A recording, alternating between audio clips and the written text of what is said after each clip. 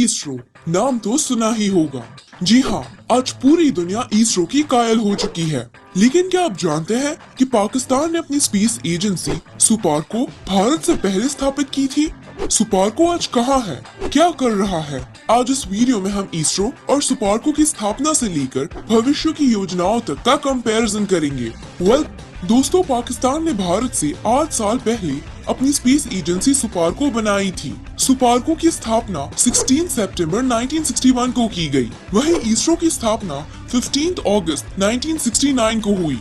लेकिन दोस्तों, आपको बता दें कि दक्षिण एशिया में इसरो फिलहाल नंबर 1 पर है। विश्व के अग्रणी देशों में इसका नाम शामिल है। और पाकिस्तान की उपलब्धि किस काबिल है, वो तो आपको वीडियो में आगे पता चल ही जाएगा।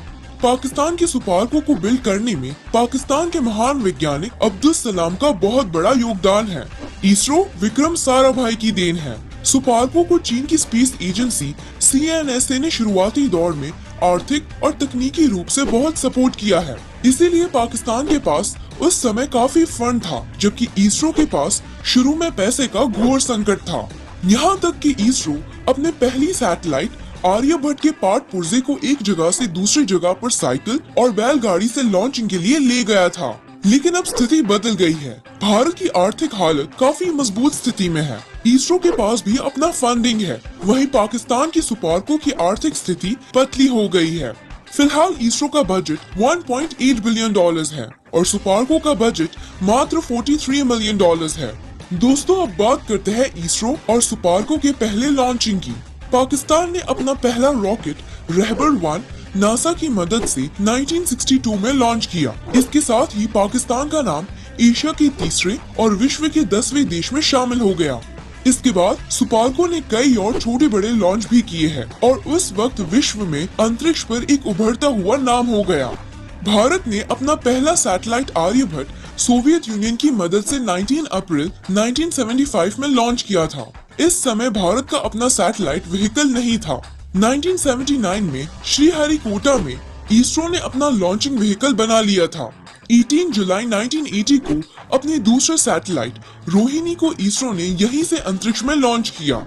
ऐसा करके भारत दुनिया का ऐसा 7वां देश बन गया जिसने खुद की रॉकेट खुद के सैटेलाइट व्हीकल से लॉन्च किया हो। इस समय तक सुपार्को के पास अपना लॉन्चिंग व्हीकल नहीं था। दोस्तों, पाकिस्तान ने अब तक मात्र 6 सैटेलाइट लॉन्च की है, जिसमें पहली अमेरिका के नासा की मदद से और बाकी की 5 सैटेलाइट चीन की मदद से। वहीं इसरो ने अब तक 239 सैटेलाइट लॉन्च किए हैं, जिसमें 41 communication satellite, 11 remote sensing satellite, 7 navigation satellite, 8 military satellite और 7 GPS सैटेलाइट शामिल है। पाकिस्तान ने अब तक एक भी GPS सैटेलाइट लॉन्च नहीं की है।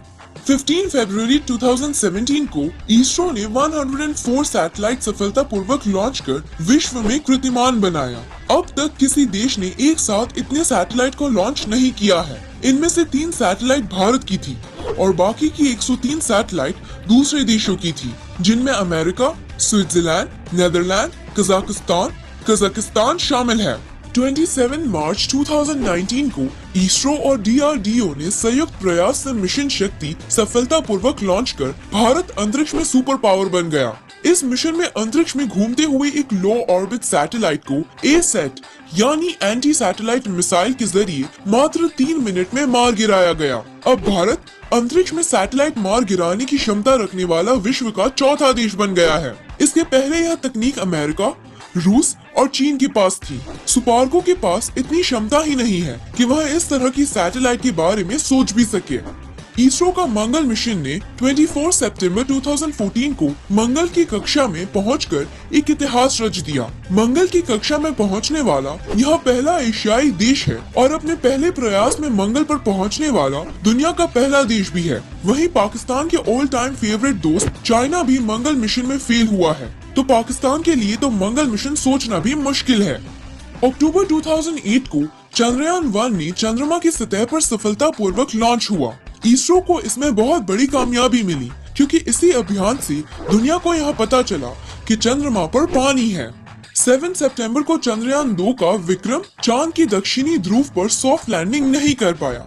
फिर भी भारत ही नहीं, दुनिया की नजरों में यह बहुत बड़ी उपलब्धि है। चंद्रयान 2 का ऑर्बिटर चंद्रमा की कक्षा में चक्कर लगा रहा है। वहीं पूरे विश्व में सिर्फ अकेले देश पाकिस्तान के विज्ञान मंत्री ने चंद्रयान 2 की मजाक उड़ाई थी। शायद उनको मालूम नहीं है कि सुपार्को के लिए चांद पर जाना तो दूर, वहां जाने के लिए सोचना भी मुश्किल है।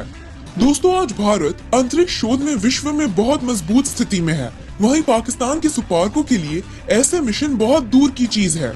दोस्तों, इसरो और सुपार्को की भविष्य की योजनाएं भी है। आइए एक नजर उन पर डालते हैं। सुपार्को 2040 तक अपना सैटेलाइट और लॉन्चिंग व्हीकल बनाना चाहता है।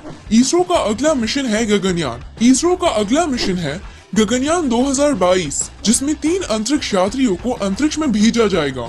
इसके अलावा वीनस पर मिशन भेजना, मंगलयान 2 के जरिए अंतरिक्ष में रोबोट भेजना, चंद्रयान 3 आदित्य L1 के जरिए सूरज का अध्ययन करना और अंतरिक्ष में खुद का स्पेस स्टेशन बनाना। इन सभी मिशनों पर इसरो के वैज्ञानिकों की अलग अलग टीम काम कर रही है।